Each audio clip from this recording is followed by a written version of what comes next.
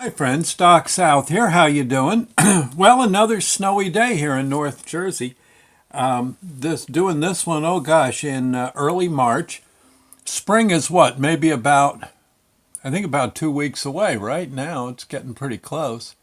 And, but not today. Not today. We had a pretty good storm, although all in all, nothing to write home about. Just a few inches of snow. Just like I said, I think I just said, help the wife do some shoveling. Usually she likes to do it all, but towards the end of the season, it gets old. I shoveled off our back deck overlooking the Musconetcong and then helped a bit with the driveway, but she did most of it, truth be known. And but I got to thinking, I thought, gee, here's an interesting blurb, especially this might be one you'll like to watch in the summer when it's so hot because it'll cool you right down. It's my tale of I'll just start it. I'll just start it. Again, oh gosh, this is maybe now 40 years ago. I would say it might have been the winter of 76. Not 1770, no, 1976, right. And I lived then up in Pennsylvania. And pretty much at that point in my life, I was traveling the state analyzing boilers. It was one of my favorite jobs, even though it was a lot of sounds funny to say a boiler job had a lot of pressure to it, but now that I think about it, but it did. You had to get different places, no matter what the weather. I don't. I know many a day I'd walk out of my house and up in Forksville, Pennsylvania, and slide on my butt because there was like a half inch of ice all over everything. It didn't matter. Still had to get to the job. That was it. Too bad. Put your snowmobile suit on, get the chains out, and off you go. Why are you late? Yeah, okay. But in this case, I was I had to do some work up in Renovo, Pennsylvania. One really cool town. At one point, Renovo was this huge town that had, well, maybe not huge, but it was a town that was very busy because in Renovo, I believe the Pennsylvania Railroad kept its locomotive repair shop for the steam locomotives. And I'm assuming, I don't know if they took care of diesels there or not, but a while back, yeah, I guess in the 40s and the 50s, they repaired locomotives there. I remember one of my friends at the boiler company, old Mike. He said for every 10 years, you could tell how many years a guy worked there by how many fingers he was missing. Right. Every 10 years, you pretty much lost a finger. It was like getting a pin, yeah. Mike was there. Let me see. Mike was there. Okay. Mike was there 3 years. No. Yeah, I'm sorry. One more finger. He was there. I don't know if I can do it. He was there. Yeah. Okay, there you go. He was there 30 years. Okay. Yeah, it was that thumbs up. Okay. Yeah. He lost so many fingers in that place. He said you'd be working on a locomotive and then something would come loose and bang, your hand would get it. Just go see the nurse. It was like that. He said there was so much pressure involved you hardly didn't even bleed. It was pretty rough. But he so I was up in Renovo. It was winter, probably February, January, something like that. We've been getting an awful lot of snow, and man, it was cold that year. Oh, so darn cold. Nothing was melting. It was all going to wait till sometime in April or May before the last of the snow would go. Well, anyway, I did my work in Renovo, checked checked what boilers I had to check, and my next assignment was in a town called Clearfield, Pennsylvania. School district there needed their boilers checked. And I looked on the map and I saw, well, there's a road goes almost darn near direct. At least it'll take me to Route 80 out near Snowshoe. Yeah, I know, Snowshoe, Pennsylvania. There's actually a town. In fact, they make fire brick there. I know, well, they used to anyway. I don't know if they still do, but back then they did. Fire brick was the bricks you lined the fireboxes of boilers with, so that the flames didn't necessarily deteriorate the steel. Also, the fire brick could direct the flame to the directions you wanted it to go. Okay, so whereas metal might break down, the fire brick kind of held the line, kind of a insulation for the steel jacket of the boiler. Okay, I know if you lost a fire brick on certain spots of the boiler, it wouldn't take long for the flame to burn through the steel. Right. It wouldn't happen overnight, but it would happen. And then you had to call us in, our welders in, to put it all back together. But the thing is, so anyway, I saw, well, hey, 144, I'll tell you, Route 144 from Renovo to Snowshoe. I said, God, there's no towns or nothing. Look at that. I'll have a clear shot. And again, it was awfully, it was one of those years, like I said, so darn cold. Well, I leave Renovo, cross, I think it was, I can't think of the river that goes through there. I wouldn't want to say and be wrong, but I think it was a branch of the Susquehanna, I think. And off I go. I cross the bridge, and I start going up. And I mean up. It's like this. And it went like that. I swear it went like that for about 5 miles. Just up, up, up. And eventually I get to the top, and there's like nothing. It's just what looks like shrub brush. At least it did back then. Maybe they did some foresting, and the trees are back now.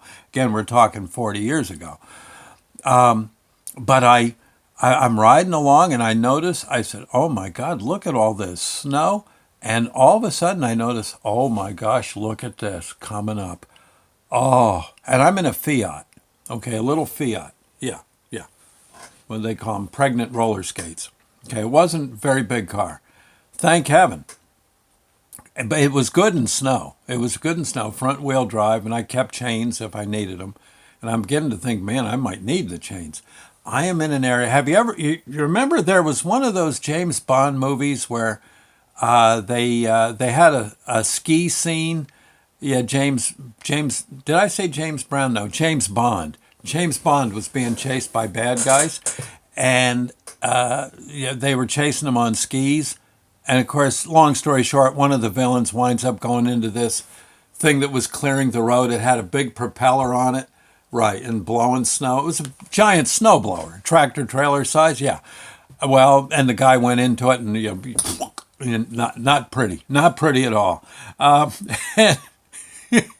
And that's what they must have used to clean this this road, because all they did, there was probably, I'd say, 8 to 12 feet of snow, and they cut this trough. They cut a trough. It was a slot of snow, a slot through the snow. It was like they cut through a glacier. I mean, if there hadn't been summer, a glacier would have started up on that mountain. That's all I'm saying. And where I'm riding along in this thing, the snow is well above my car on either side. And it's big enough, there's big enough space for a tractor trailer and maybe 2 foot on either side. So it wasn't, if a tractor trailer or another car came, one of us would have to back up. Now, luckily, what they did was, where they could, they made slots about every 2 miles. So, like a gouge in the side, and you could, whoever was the smallest, could back up into that slot and wait for the other guy to pass by, and then hopefully get to the next slot. That would look to be the game plan. And certainly a tractor trailer wouldn't dare try to back up and all that, unless it was 2 tractor trailers, and I guess the truckers would have to draw straws and or fist fight, whatever the heck they were going to do. Anyway, now from Renovo to Snowshoe, looking on the map, I think that was something like about 30 some miles. So I had myself one awfully long ride. And the whole time, there was evidently beautiful vistas to see. Couldn't see anything but a wall of snow. And oh my God! And the road snow covered. There was just no way. It was if it melted, it would just freeze at night. So I think they just put cinders down, and that was about it. And oh my God, I'm driving along that thinking, God Almighty, if my car stalls, I'm dead. I am so dead up here. I got like half a coffee and a half-eaten Krispy Kreme donut. That's it. Oh, they'll find me clutching my coffee and the donut still in my mouth. And then I got to thinking, what if that snowplow comes through? Can that guy see me with that thing going? With I'm thinking I'm going to be Fiat and me. Oh my God. I was never so happy to see Snowshoe. It took about, well, you couldn't go too fast. Heaven help you if you skidded and went into that wall, you know? So, yeah, it was, I think about an hour and a half. I finally get into Snowshoe. Oh, I was so, honestly, a dog sled would have been a better idea. Oh, so I didn't have that many dogs, but gosh, it just wouldn't have worked. It wouldn't have worked. I'd have had an awful time. And the way I like dogs, I'd have wound up pulling the sled while they sat on the sled with the whip. But yeah, eventually got through to Snowshoe, and oh my God. And then from there, I had to get to Clearfield. By then, it was getting dark. I'm riding down Route 80, westbound, and there's fairly large mountains you're going through at that point, and all of a sudden I hit a traffic jam. By then, now it's getting dark. It gets dark around 5 or so, and I'm riding on Route 80 westbound, and all of a sudden here's this traffic jam, and I mean a traffic jam. It's backed up. It looks like it's backed up about. I had a CB. They said it was backed up about 2 miles. And I said, well, God, what the heck's the matter? And I shut off my engine, and I walk out of the car to see if I could see what was going on. Fall right on my butt. Yep. Route 80 had something like a half to a 3/4 inch coating of ice. Yeah. Somehow it was so darn cold that even the salt didn't help. And that evidently, from what I heard, was truckers up ahead decided enough was enough. They stopped their rigs, and they wouldn't let traffic pass. They said that's it.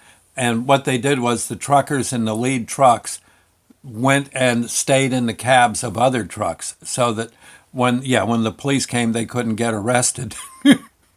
They let it be known. I guess they called by way of CB to the authorities and said, "Listen, we're not moving, and you guys got to get some spreaders out here. Someone's going to get killed." Well, they did. Pretty soon, here comes a bunch of spreaders came up I guess up the other direction on the westbound. No, they're going eastbound on the westbound lane. Turned themselves around and laid down cinders. And once that was done, then traffic moved at a crawl. But you could hear the CB. The guys were going nuts. The truckers. They said, "Man, we can't risk this. God, some of us are hauling fuel and flammable stuff and stuff that might shift a little." No. Let's put it this way, I got to Clearfield late. Luckily, I got a room. Oh my God, what a day.